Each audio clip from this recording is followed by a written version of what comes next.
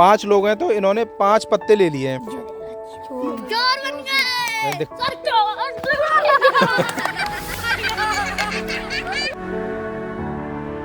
नमस्कार दोस्तों, आज हमें इस समय बदायूं के एक गांव में और यहाँ पर कुछ बच्चे हैं जो छुट्टी का आनंद ले रहे हैं और ये एक खेल खेलने जा रहे हैं पुज्जम पुज्जा। इस खेल का नाम हमने पहली बार सुना है और इसके बारे में हमें जानकारी भी नहीं है। अभी इन बच्चों से जानते हैं इस खेल को कैसे खेलते हैं और इसके क्या नियम है। बहुत सारी चीजें ऐसी होती है खेलों के बारे में जो गाँव में होती है, शहरों में नहीं होती है। तो हमारा ये उद्देश्य है कि ऐसे हम लोगों को दिखा पाए जो गाँव स्तर पर होते हैं और शहरों पर नहीं हो पाते हैं और इनका अस्तित्व धीरे धीरे खत्म होता जा रहा है। जैसे जैसे मोबाइल का चलन बढ़ता जा रहा है वैसे वैसे जो हमारे परंपरागत खेल है वो धीरे धीरे खत्म होते चले जा रहे हैं। तो कहीं दूर दराज क्षेत्रों में अगर हम जाते हैं तो वहाँ इस तरीके के खेल हमें देखने को मिल जाते हैं। हमारी ये कोशिश रहती है कि हम उन खेलों को रिकॉर्ड कर सके, आने वाली पीढ़ी भी उन खेलों को देख सके, समझ सके कि पहले इस तरीके के खेल भी हुआ करते थे। क्योंकि जिस तरीके से मोबाइल का चलन बढ़ता जा रहा है हमें लग रहा है कि आने वाले समय में शारीरिक खेल है वो कम होते चले जाएंगे और जो पुज्जम पुज्जा खेल है वो किस तरीके से खेलते हैं वो भी आपको दिखाते हैं। ये हैं वो 5 बच्चे जो आज पुज्जम पुज्जा खेलेंगे और हमें भी बताएंगे किस तरीके से खेलते हैं। निशांत, गुरुदेव, जयेश, विनोद, अमलेश। आप लोगों में इसके नियम कौन बताएगा? अच्छा ब्रजेश, बताओ पुज्जम पुज्जा कैसे खेलते हैं। जो चोर होता है वो नीचे लचता है और बाकी के सब ऊपर। अच्छा ये बताओ कितने लोग खेल सकते हैं इसे? 10-20। अच्छा 10-20 लोग खेल सकते हैं। अच्छा कैसे शुरुआत करी जाएगी जाकी? पुज्जम पुज्जा से। पुज्जम पुज्जा से पहले तो चोर बनेगा एक है, वो कैसे बनेगा? ऐसे। अच्छा अब एक चोर बनाया जाएगा, उसके लिए इनमें से एक बच्चे जाएगा जो पेड़ के पत्ते हैं, जैसे शहरों में टॉस होता है ना, ऐसे ही यहाँ पर कौन चोर बनेगा, कौन उसमें बाहर निकलेगा, तो उसके लिए ज्यादातर पत्तों का प्रयोग करते हैं। तो उसी में से अच्छा कौन जा रहा है पत्ते लेने? अच्छा निशान जाओ लेके आओ। ये जा रहे हैं, इन्होंने 5 लोग हैं ना, कितने पत्ते ले लिए? 5 लोग हैं तो इन्होंने 5 पत्ते ले लिए हैं। अब इसमें से एक पत्ते को ये फाड़ लेंगे और इसी में से छुपा लेंगे। फिर बाकी के ये देखिए इन्होंने ये पीछे कर लिए, बाकी के लोग उधर खड़े हुए, इन्होंने एक पत्ते में कर लिया छेद। अब ये दिखाएंगे इनको।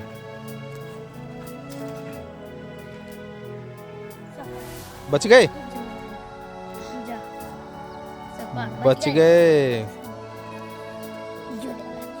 चोर बन गए। दिखाओ, यानी फटा हुआ इनके पास आ गया तो ये चोर बन गए। क्या नाम है तुम्हारा?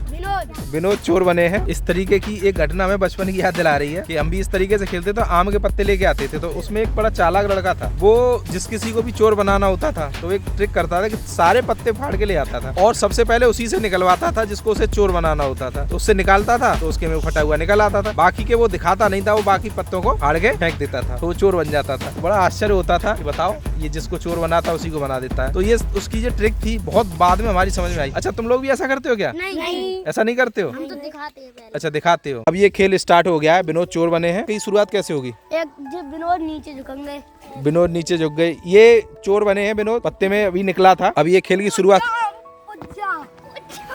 और इसका नियम यही है कि अगर कोई शरीर का अंग इससे टच हो गया पैर तो फिर ये हट जाएगा।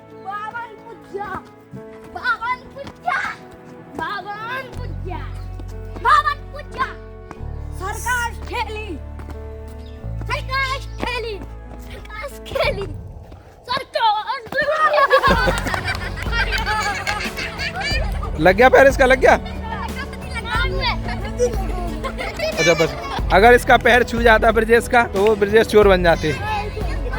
पुज्जम पुज्जा सर्कस ठेली नूर हवेली।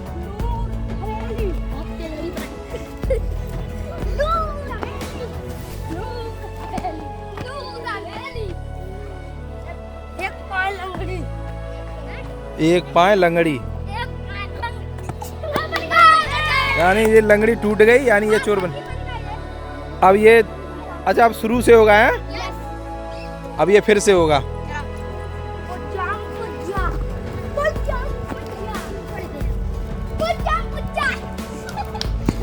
तो बहुत मजा आ रहा है, बच्चे खेल रहे हैं, बहुत बढ़िया।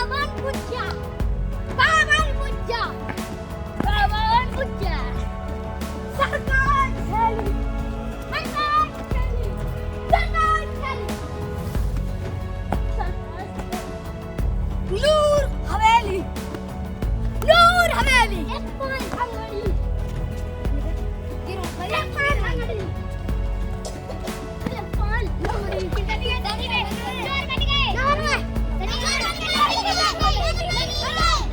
लंगड़ी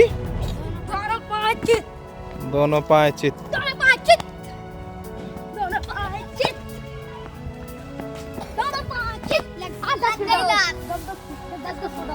यानी कि कोई चोर बना नहीं है, पूरा खेल हो गया है। अब क्या हो गया? अब ये इनकी कुटाई हो गई। कितने कुटेंगे?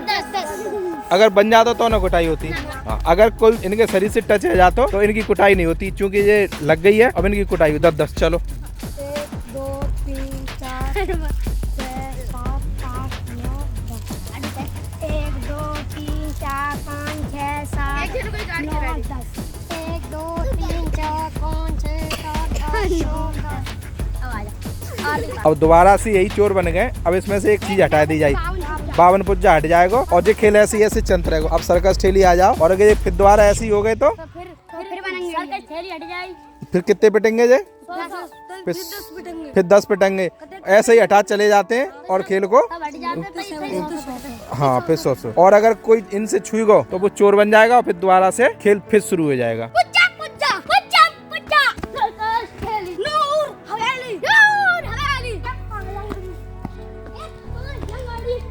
इस तरीके से ये खेल चलता रहेगा।